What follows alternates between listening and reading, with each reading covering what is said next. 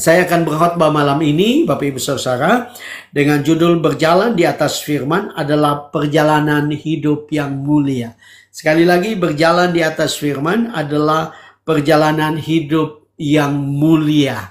Ya, saya akan bacakan dari Injil Yohanes pasal 21 ayat 15 sampai ayat yang ke-19.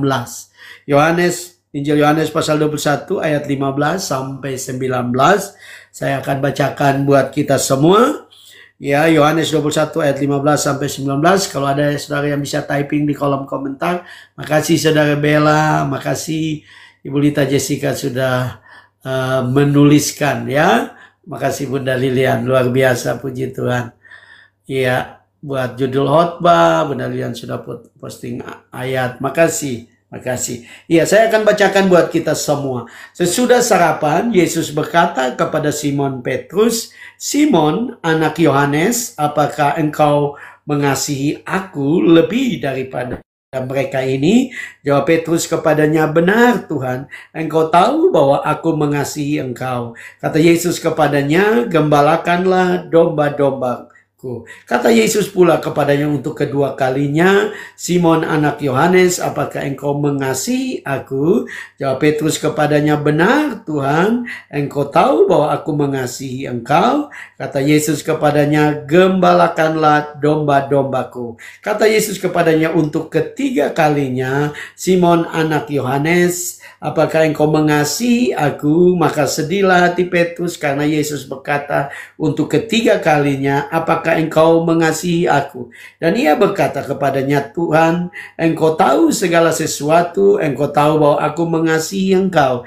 Kata Yesus kepadanya, "Gembalakanlah domba-dombaku. Aku berkata kepadamu, sesungguhnya ketika engkau masih muda, engkau mengikat pinggangmu sendiri, dan engkau berjalan kemana saja kau kehendaki. Tetapi jika engkau sudah menjadi tua, engkau akan mengulurkan tanganmu, dan orang lain akan mengikat engkau, dan membawa engkau ke tempat yang tidak kau kehendaki." Dan hal ini dikatakannya untuk menyatakan bagaimana Petrus akan mati dan memuliakan Allah. Sesudah mengatakan demikian, ia berkata kepada Petrus, "Ikutlah aku." Nah, Bapak Ibu saudara yang kekasih di dalam Tuhan Yesus, bagian firman Tuhan ini sekali lagi saya akan berkhotbah dengan judul Berjalan di atas Firman adalah perjalanan hidup yang mulia. Ya, perjalanan hidup yang mulia. Nah, Bapak Ibu saudara, saya dari kemarin ya, saya ingat saya bukan kemarin dulu ya, saya live kita sudah diskusi untuk dari KKA akan ikut ya CCA ya di room yang lain, dan kita semua diundang. Jadi saya sempat berpikir saudara-saudara bahwa wah, tadi malam saya tidak live karena saya ada pelayanan ya. Dan kemudian hari ini saya datang ke mertua dan biasanya signalnya sulit saudara ya. Signalnya di tempat ini kan ini jauh saudara, nyebrang dengan motor ya, dari laut ya, dengan perahu motor ya. Dengan perahu motor untuk datang ke tempat ini. Jadi signalnya tidak bagus. Cuman saya dari tadi siang berpikir, Tuhan, kalau saya tidak live malam ini, mungkin besok malam saya live, tapi lusa malam saya tidak live karena ada CCA. Kemudian hari Minggu kelihatannya agaknya saya tidak live juga karena ada pelayanan 3 kali. Saya akan khotbah dalam 3 ibadah yang berbeda. Jadi sampai malam ya, sampai ibadah malam. Jadi saya berpikir, wow, saya tidak live ini beberapa hari nanti. Nah, Bapak Ibu saudara-saudara, dari pikiran itu saya berusaha. Saya tadi coba dari siang apakah signal di sini baik atau tidak. Kenapa saudara-saudara? Karena saya rindu berjumpa dengan Bapak Ibu saudara-saudara. Saya rindu untuk memberitakan firman kepada saudara. Karena Firman Allah berkata bahwa iman kita timbul dari pendengaran dan pendengaran akan firman Allah. Karena itu saya rindu untuk berkhotbah kepada saudara. Saya rindu untuk berjumpa dengan saudara. Saya rindu dan saya ingin hidup saya menjadi berkat, ya. Saya ingin memiliki satu perjalanan hidup, perjalanan pelayanan yang bisa menjadi berkat buat banyak orang. Mungkin kita tidak pernah ketemu di tengah-tengah dunia ini, ya, di dalam dunia ini, tapi saya bersyukur lewat media ini kehidupan saya, perjalanan hidup saya bisa menjadi berkat, ya. Kita semua ada banyak tantangan, ada masalah, tapi Tuhan itu baik. Saudara lihat bahwa signalnya baik. Tadi saya coba agak sedikit seperti mau ganggu, enggak bisa, ya. Karena saya biasanya tes, ya, kalau buka YT, ya, aplikasi YT, kalau dia lancar sekali artinya bagus signal. Tapi agak mandek-mandek. Jadi saya bergumul, saudara. Tapi saya ingin supaya saya dapat menjadi berkat buat banyak orang. Dan saya percaya itulah yang menjadi kehendak Tuhan. Itulah yang menjadi rencana Tuhan bagi kehidupan kita. Supaya kita ada waktu, dan saya percaya Tuhan di surga senang dengan saya dan saudara. Kenapa? Karena dulu kita adalah orang-orang yang menyia-nyiakan waktu, ya. Saya tidak anti dengan nonton film, nonton telenovela. Oh, saya orang yang suka nonton, saudara, ya. Tapi setelah saya terlibat dalam pelayanan media ini, saudara, saya makin sadar bahwa ada waktu yang kita bisa persembahkan kepada Tuhan. Itu sebabnya kalau saya tidak live, rasanya ada sesuatu yang kurang dalam hidup saya. Karena saya ingin hidup saya jadi berkat. Mungkin hanya beberapa orang seperti malam ini, cuma 8 orang, tidak ada masalah. Karena Yesus sendiri pergi. Yesus pergi, kalau saudara belajar Alkitab, Yesus menyeberang ke Gadara, ya, Gerasa, ya. Ada nama lain, Gerasa atau Gadara. Yesus pergi ke sana hanya satu jiwa, orang gila lagi, ya, yang dimana Yesus pergi untuk menyelamatkan dia dan mereka sendiri hampir tenggelam. Iya, makasih itu Julita buat sayangnya Love Orange-nya, ya. Iya, iya, iya. Nah, enggak apa-apa. Tapi iya, shalom itu Julita. Jadi saya begitu bersyukur karena hidup saya bisa menjadi berkat buat orang. Hidup saya bisa menjadi berkat dalam perjalanan saya. Nah, saudara, saya rindu untuk hidup ini jadi berkat. Nah, saya percaya saudara juga malam ini rindu agar hidup saudara jadi berkat. Dan itu yang Tuhan mau. Perjalanan hidup kita, apapun tantangan, apapun masalah, kita perlu untuk terus jaga. Nah, bagaimana kita bisa menjaga? Kita belajar firman Tuhan ini. Saudara bayangkan 3,5 tahun Yesus mengajar murid-murid secara langsung. Yesus menunjukkan mujizat-mujizat kepada mereka. Tapi kita tahu dalam perikop-perikop sebelumnya, ya, mereka seperti kecewa. Kenapa? Karena mereka punya apa yang disebut sebagai ekspektasi. Mereka punya harapan Yesus akan membebaskan mereka dari pemerintahan Romawi. Tapi Yesus tidak lakukan. Itu sebabnya ada semacam kekecewaan dalam diri mereka. Tetapi Yesus datang untuk mengingatkan mereka. Yesus datang untuk menanyakan kepada Petrus secara khusus bagaimana kasihnya. Karena kita tahu Petrus sempat juga menyangkal Yesus, bahkan bersumpah mengutuk tidak mengenal Yesus.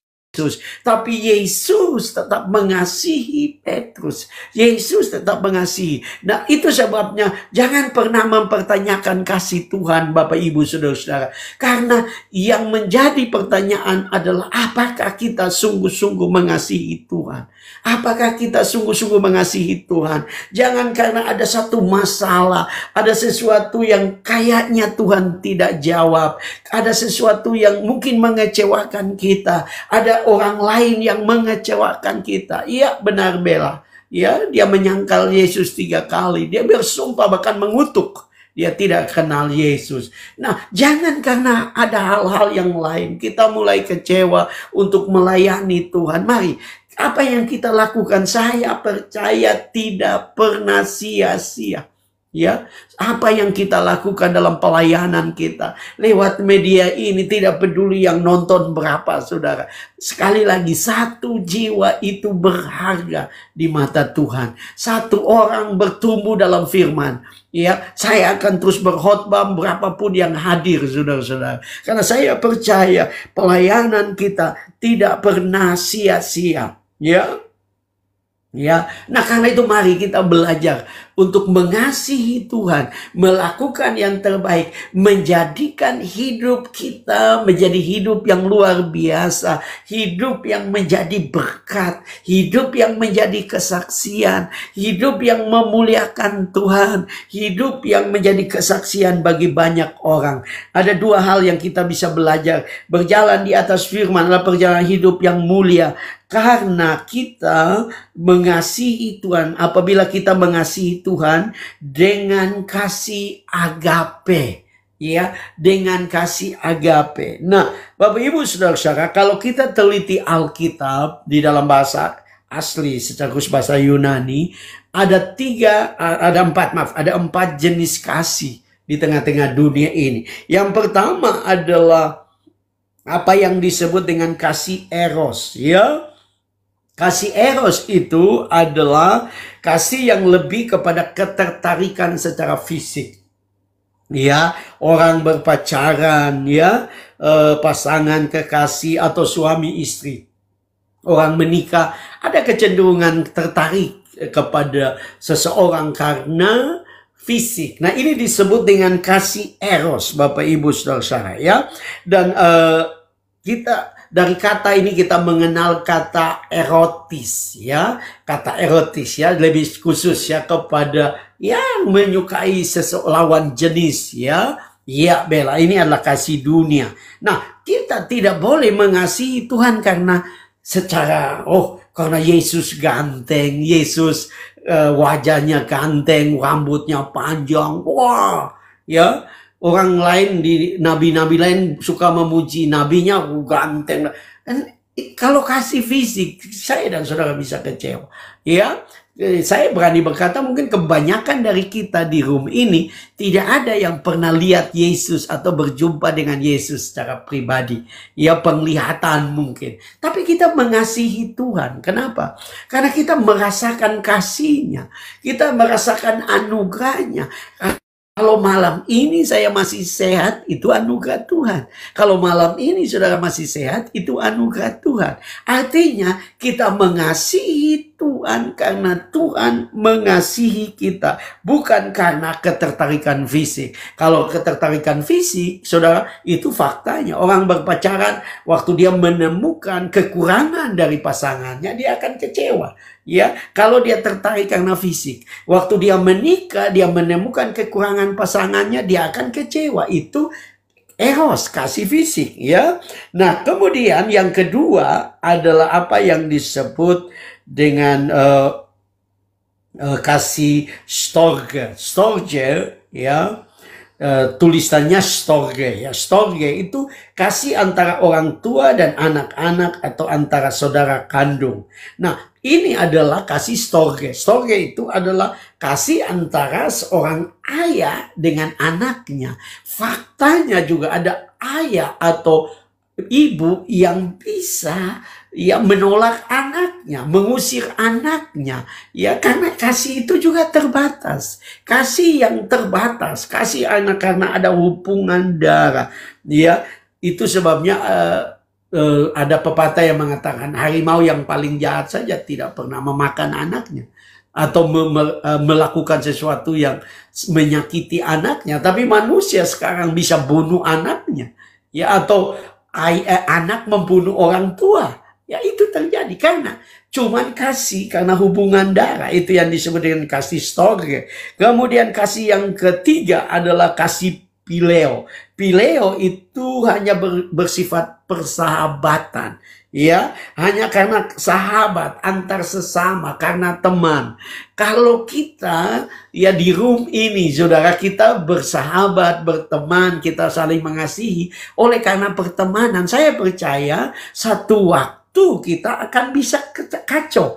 Kita akan kecewa. Satu waktu saudara akan menemukan, kalau saudara mengasihi saya karena kasih persahabatan lewat room live ini, satu waktu saudara akan kecewa. Oh, Pak Frans, kok saya WA kok enggak pernah balas, saya telepon kan enggak diangkat. Nah, mungkin saudara tidak tahu saya sedang sibuk atau ada di tempat yang tidak ada signal. Saudara bisa kecewa ya, karena kita hanya sekedar persahabatan. Tetapi yang Tuhan mau adalah kita memiliki kasih agape, ya, kasih agapao, ya. Nah, kalau saudara meneliti perikop ini, saudara akan menemukan Yesus menggunakan berbagai cara untuk menggunakan beberapa kata, ya, yang tadi saya jelaskan ini untuk menanyakan kasih Petrus. Karena Tuhan mau menemukan kasih Petrus yang sebenarnya. Dan Alkitab mengatakan bahwa waktu Petrus mendengar ketiga kali lalu hancur hatinya. Petrus sadar bahwa selama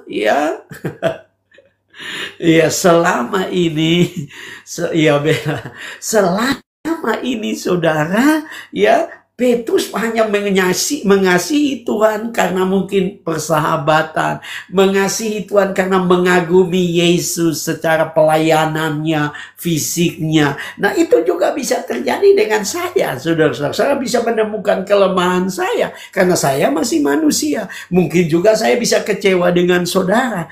Nah, mari kita mengasihi satu dengan yang lain dengan kasih agape, kasih tanpa pamrih, ya.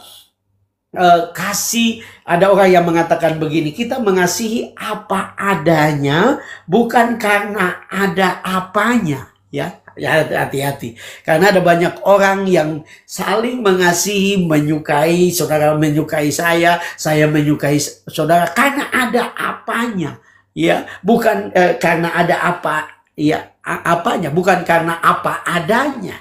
Nah, mari kita saling mengasihi di dalam Tuhan, kita saling melayani Tuhan, teristimewa, teristimewa kita dalam mengasihi Tuhan.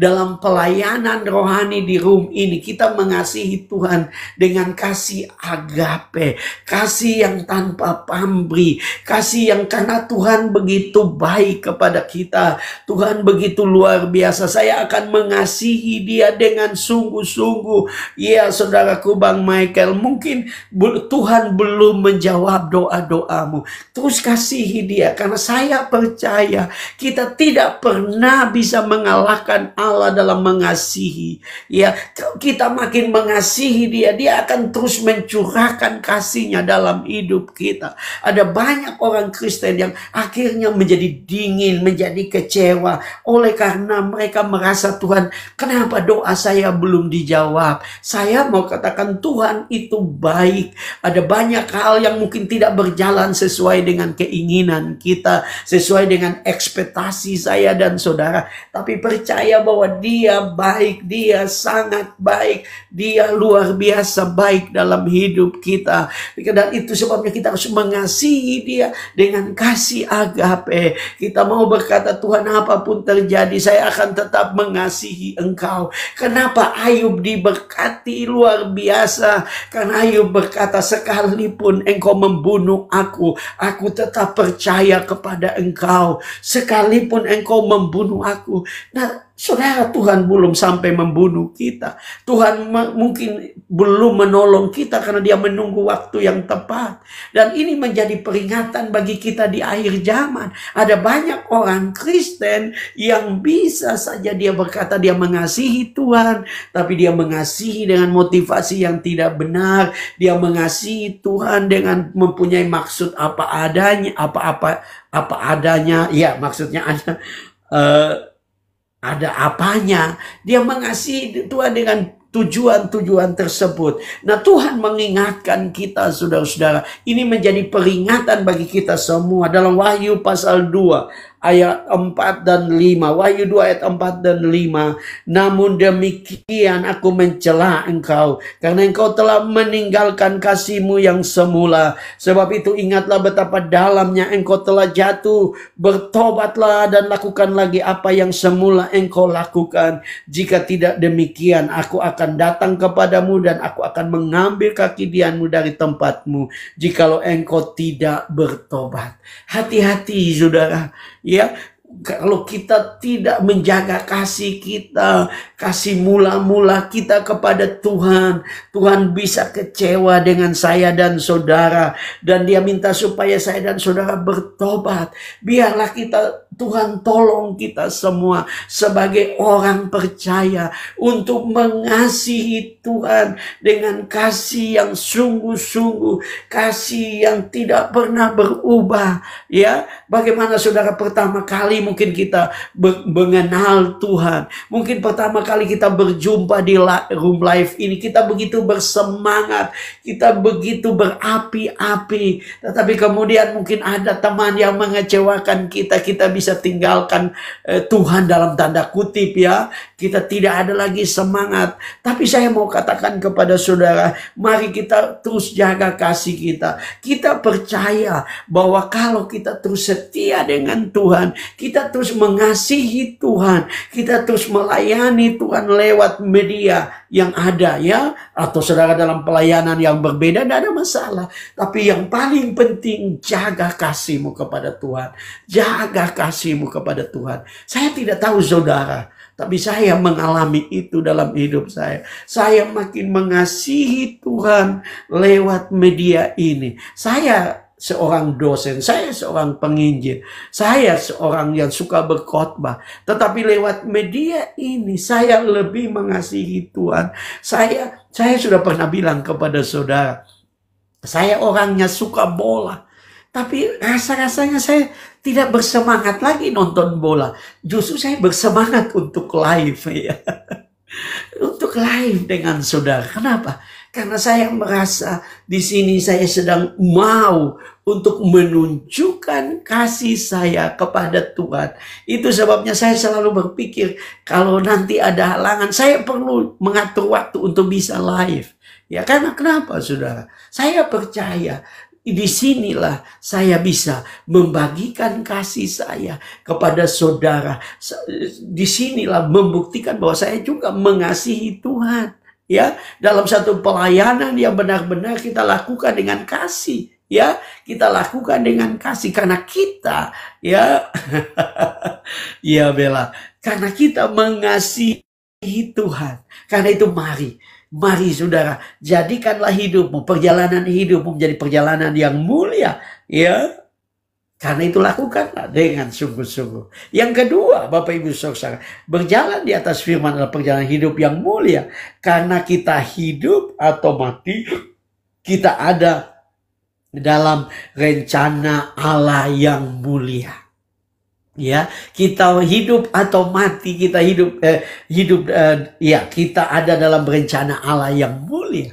Ya, Tuhan, saya percaya tidak ada yang kebetulan kita ada di media ini. Saya mau katakan kepada saudara, ya.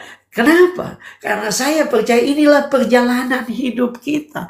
Kita bisa jadi berkat lewat media ini. Kita bisa menjadi berkat buat banyak orang lewat media ini. Nah, karena itu mari kita belajar sebagai orang percaya supaya kita hidup atau mati, ya, itu benar-benar satu kehidupan yang sungguh-sungguh memuliakan Tuhan.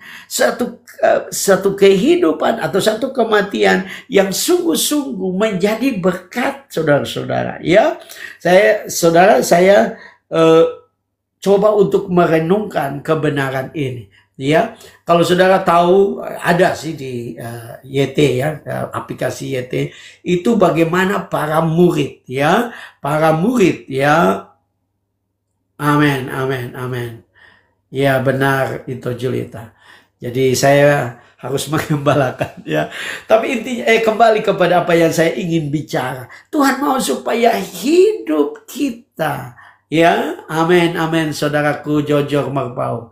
Ya, amin, benar. Kebenaran firman Tuhan bisa diberitakan. Kita bisa memberitakan firman lewat media ini. Nah, saya percaya Tuhan sedang berkata kepada Petrus. Kalau saudara baca ya tadi, para murid itu mereka hidupnya luar biasa. Thomas mati di India. Dia ditarik oleh kuda. Orang-orang membenci dia karena dia memberitakan Injil, saudara-saudara. Dia ditarik dengan kuda sampai mati. Itu tradisi gereja, percaya menceritakan itu. Ada banyak ya. Kita tahu Petrus disalib dengan kepala di bawah karena dia berkata dia tidak layak. Itu ada ceritanya ya. Saya pernah cerita itu kepada saudara ya. Kaufadis Domini. Mau kemanakah Tuhan? Ya, nah kemudian Yohanes, Rasul Yohanes digoreng ya. Ada beberapa yang dipancung saudara-saudara. Tapi kehidupan mereka menjadi berkat. Thomas dengan kematiannya, pelayanannya di India, lahirlah satu gereja besar di India, di mana Thomas pergi memberitakan Injil. Ya, nah saudara, kehidupan kita, saya mau katakan saudara, bukan masalah saudara jadi apa, tapi bagaimana hidupmu dijalani untuk menjadi berkat. Mungkin lewat media ini, saudara-saudara, kita bisa jadi berkat. Bukan mungkin, pasti. Karena ada banyak orang ya yang sedang mencari-cari kebenaran, mencari-cari jalan keselamatan. Mereka sedang cari sesuatu yang dapat menolong mereka. Dan kita bersyukur karena tidak ada lagi tembok pembatas. Ya, kita tidak perlu datang kepada seseorang ya untuk pergi ya, untuk datang kepada seseorang untuk menceritakan Injil lewat media ini, lewat VT-VT saudara, lewat khotbah-khotbah yang saudara bisa ambil ya, saudara bisa bagikan kepada orang. Dan itu akan menjadi berkat. Hidup kita menjadi berarti. Ya, nah saya mau katakan kepada saudara, hidup yang berarti itu bukan bagaimana saudara menjalani hidup ini dalam pengertian saudara sukses, saudara berhasil, tapi bagaimana hidupmu menjadi berkat. Saya pernah baca satu artikel, satu kisah di mana ada seorang gadis. Itu kejadian nyata di Amerika. Saya lupa dengan tepat namanya.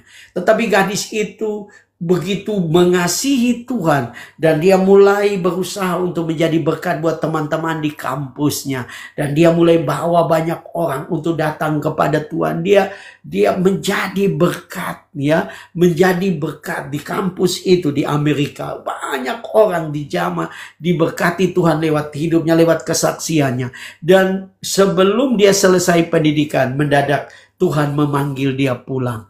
Wow, kampus itu berduka. Waktu dia dimakamkan, dapat dikatakan seluruh kampus, dosen maupun mahasiswa datang menghadiri. Dan mereka berkata bahwa dia pribadi yang luar biasa di kampus. Dan orang berkata, wow, ya dia masih muda, dia meninggal ya. Tapi ada orang yang berkata begini, tidak perlu engkau hidup lama atau pendek ya, umurmu pendek atau panjang, bukan itu yang menjadi masalah. Yang paling penting adalah bagaimana engkau hidup dan menjadi berkat. Bagaimana engkau menjalani hidup dan menjadi berkat bagi banyak orang. Karena itu yang Tuhan inginkan. Ya, saya lewat pelayanan media ini saya mau untuk terus memberitakan Injil. Bahkan saudara tahu saya sudah pernah berkata di sini, bukan untuk menyombongkan, tidak. Tetapi saya mau untuk lewat media ini saya memberitakan Injil. Bahkan saya berkata kepada saudara, ya, saya mau sambil saya khotbah kepada saudara, Tuhan panggil saya. Saya tidak tahu pada usia berapa. Saya berusaha jaga kesehatan, saya berusaha berolahraga, jaga pola makan. Tapi saya mau, ya, seperti orang Muslim berkata, ya, orang Muslim berkata begini, kalau saudara sambil sedang sholat kemudian mati, sedang ceramah kemudian mati, itu lurus ya, tidak lagi lewat jembatan rambut yang dibelah 7. Nah, itu orang agama lain saja percaya begitu, apalagi kita anak-anak Tuhan. Kita percaya kalau kita setia dengan Tuhan, kita sungguh-sungguh hidup dengan Tuhan, berkenan kepada Tuhan, menyenangkan hati Tuhan, menggunakan oh iya Bella, iya, nah, cuman saya dengan media ini untuk jadi berkat, saya mau hidup. Ya, kenapa? Karena hidup seperti itu, jadi berkat itu, hidup itu akan diingat orang. Saya berani berkata, pasti kalau Tuhan panggil saya, saudara akan ingat tiap kali masuk TikTok, saudara, wow, Pak Frans sudah pulang ke surga. Atau maaf, mungkin ada di antara kita yang duluan, kita akan ingat, waduh dulu orang itu paling setia, datang di room live ini, memuji Tuhan, menyanyi. Ya, kita bangga, kita senang, kita diberkati. Karena memang itulah hidup yang Tuhan inginkan. Yang Tuhan mau kepada Petrus, ya. Karena apa? Saya suka dengan catatan yang saya... Iya, Ibu Elva. Saya buat catatan begini. Kematian yang indah tidak ditentukan dengan bagaimana cara kita mati, tapi bagaimana cara kita hidup dan menjadi berkat. Itu sebabnya orang Kristen tidak peduli dia mau mati di mana. Dia mati dibunuh oleh karena Injil, dia dibakar, dipotong, tidak ada masalah. Karena itu bukan masalah buat kita mati, ya. Itu sebabnya, ya. Nah, itu Julita mulai bernubuat untuk gantikan saya. Mantap. Iya, kita jadi berkat. Saya percaya satu waktu saudara bisa jadi, ada yang di antara saudara jadi pendeta, ya. Kalau saudara mau, kami ada kelas online, kuliah online, ya, itu Julita. Saudara bisa ikut kuliah dimanapun saudara berada, ya. Luar biasa, ya. Oh, jangan Ibu Lita Jessica, jangan ikut saya. Tuhan masih, ya. Amin, benar Ibu. Ya, itu Julita. Amin Ibu, ya. Ya, Ibu Lita. Tuhan mau supaya kita melakukan hidup yang terbaik. Kemudian yang kedua saya tulis di sini, kematian yang indah ditentukan oleh bagaimana cara kita hidup. Perhatikan Dorcas, karena Dorcas, ya kalau saudara baca kisah para rasul, Dorcas atau Tabita, ya, dia hidup, dia hanya seorang penjahit, saudara-saudara, ya, tapi dia hidup jadi berkat buat banyak orang. Alkitab mengatakan waktu dia mati, ya, orang-orang yang pernah diberikan pakaian pada zaman itu kan, orang sangat senang dengan para penjahit, saudara-saudara, ya.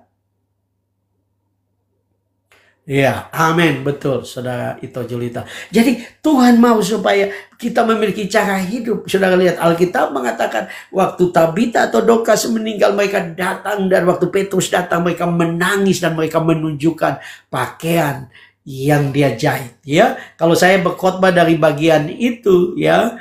Amin, Bella. Hidup adalah Kristus, mati adalah keuntungan. Itulah kita orang Kristen.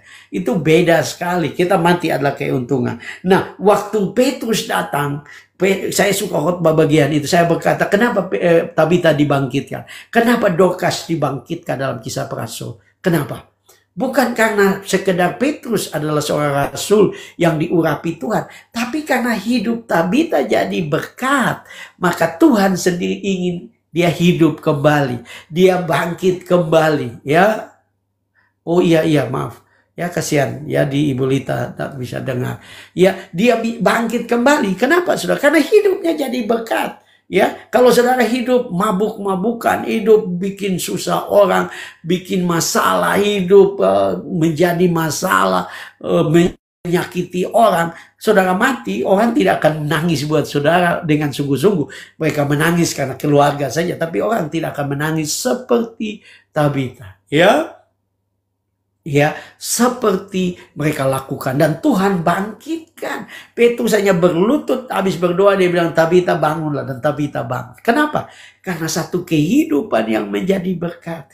Tuhan sendiri dari surga ingin saudara tetap hidup untuk jadi berkat. Tapi kalau saudara hidup tidak jadi berkat, waktu saudara mati Tuhan mulai pulang sudah masuk neraka kan? Kamu. Ini saya pakai istilah orang Maluku Utara dan Manado. Ya, tapi kalau saudara hidup jadi berkat, Wah, luar biasa. Jadi berkat itu bukan selalu, ya saya mau bilang kepada saudara, tidak selalu harus jadi pengkhotbah, tidak harus menjadi seorang penginjil, tidak harus melayani di mimbar.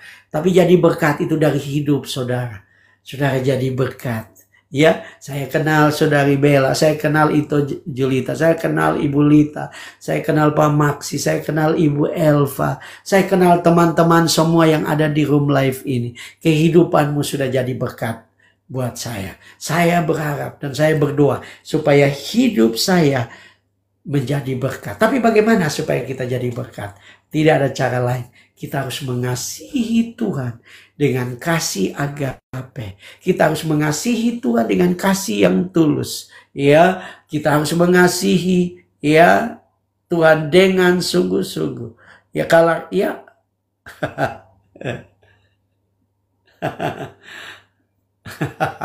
jangan Bella. Nah, ada nama istilah masuk dilempar ke neraka lewat masuk surga. Enggak. Kita pasti masuk surga. Kenapa? Karena kita mengasihi Tuhan dengan sungguh-sungguh. Kita sangat-sangat mengasihi Tuhan. Maka saya dan saudara akan melihat betapa luar biasa. Benar. Ya itu. Ya. Karena Petrus disalibkan dengan kepala di bawah karena dia rasa dia tidak layak. Kalau saudara belum dengar ceritanya, dikatakan Petrus tinggal di Roma dan Kaisar Nero mulai menganiaya orang Kristen, bahkan mulai dibakar, dijadikan lampu taman, dan Petrus sebagai manusia dia ketakutan. Dan kemudian jemaat di Roma berkata, kamu lebih baik pergi, karena Petrus adalah pemimpin pada waktu itu. Dan saudara tahu, tengah malam Petrus keluar, ada cerita ya, tradisi gereja. Petrus keluar dari kota Roma dan dia berjalan dalam kegelapan. Dia mau lari dari kota Roma supaya selamat. Waktu dia sedang berjalan lari keluar dari kota Roma, di perjalanan dia lihat ada seseorang yang datang. Karena gelap dia tidak kenal mukanya. Tapi dia kaget waktu dekat, orang itu sedang pikul salib. Ya, orang itu sedang pikul salib dan Petrus tidak lihat wajah karena gelap. Jadi Petrus tanya kepada dia, kau Vadis Domini, mau kemanakah Tuhan? Ya, dan orang itu berkata, aku akan pergi ke Roma untuk mati yang kedua kali. Waktu dia berkata seperti itu, Petrus jatuh tersungkur dan dia menangis meraung-raung. Dan orang yang berkata itu hilang, itu adalah Tuhan Yesus yang datang. Dan Petrus dengan air mata dia kembali ke kota Roma. Dan kemudian singkat cerita Petrus ditangkap. Dan waktu dia mau disalibkan dia berkata, saya tidak layak mati seperti Yesus. Karena saya hampir saja juga menyangkal Yesus yang kedua kali. Jadi ya berikutnya 2 tahap ya. Dan dia berkata, karena saya tidak layak seperti Yesus, saya minta saya disalib dengan kepala di bawah, kaki di atas. Kenapa? Karena dia mengasihi Yesus. Saya berdoa supaya kita semua makin mengasihi Yesus. Tidak lama lagi. Ya. Amin, itu Julita. Tidak lama lagi dia datang kembali. Apa yang kita bawa? Tidak ada. Yang kita bawa adalah semua perbuatan baik, semua kesungguhan kita, semua waktu yang kita persembahkan kepada Tuhan lewat media ini mungkin. Waktu yang kita persembahkan untuk pelayanan, waktu yang kita persembahkan untuk menolong orang, uang yang saudara persembahkan untuk menolong orang lain, untuk memberkati pelayanan, memberkati pekerjaan Tuhan, menolong orang-orang yang susah. Saya mau katakan, itu yang kita akan bawa. Karena firman Allah berkata, semua jerih lelah kita, semua apa yang kita perbuat, kita akan terima upah di surga. Ini sesuatu yang penting. Penting sekali kita lebih lagi mengasihi Tuhan, hidup bagi Tuhan. Ya, ada yang sudah nasihat, Bella jangan lagi live rohana. Tapi mari malam ini kita merenungkan. Kita tidak perlu menghakimi orang lain. Oh, orang itu dia tidak sungguh-sungguh. Teman saya tidak sungguh-sungguh dengan Tuhan. Itu bukan urusan kita. Sama seperti Petrus. Ya, waktu Petrus sama seperti Yesus merespon Petrus bertanya, Tuhan, apakah maksudnya Yohanes itu tidak akan mati? Yesus bilang, itu bukan urusanmu, tetapi engkau ikutlah aku, gembalakanlah domba-domba. Ya, kita semua menjadi alat di dalam tangan Tuhan untuk menjadi berkat bagi banyak orang.